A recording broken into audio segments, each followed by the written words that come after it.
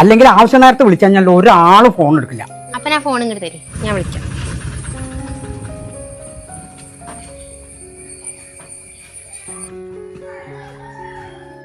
അസാനെ ആ സുധിയെ, കാര്യമായിട്ട് എന്താ ചർച്ചയിലാണല്ലോ ഉണ്ടാവും?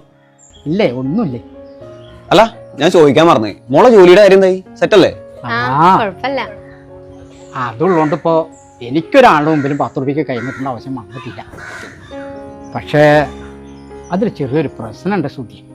എന്തേ? അതിപ്പോ ജോലി ബാംഗ്ലൂർക്ക് മാറിയപ്പോ ഭാഷ ചെറിയൊരു പ്രശ്നമായിരിക്കും. അതിനെന്തിനാ പേടിക്കണേ? അതിനല്ലേ ഓക്സ്ബ്രിഡ്ജ് അക്കാദമി. കേട്ടില്ലേ? ഇല്ല.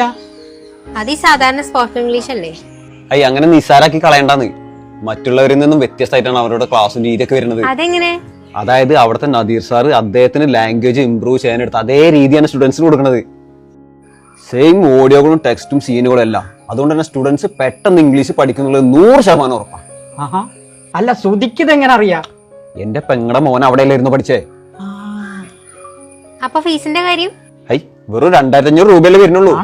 പിന്നെ മാത്രമല്ല ഇത് സാധാരണ ഒരു വാട്സപ്പ് ക്ലാസ് അല്ല. നിങ്ങൾക്ക് വേണ്ടി പ്രത്യേക ഒരു ട്രെയിനർ തന്നെ ഉണ്ടാവും. മോളെ ഇന്ന് തന്നെ വിളിച്ച് ജോയിൻ ചെയ്തോ. സുധിയെ ആ നമ്പർ ഞാൻ കൊടുക്കാം. അപ്പൊ ആവശ്യക്കാർ താഴെ കണ്ട നമ്പറിൽ പെട്ടെന്ന് കോൺടാക്ട് ചെയ്തോളിട്ടോ. പേര് മറക്കണ്ട, ഓക്സ്ബ്രിഡ്ജ് അക്കാദമി.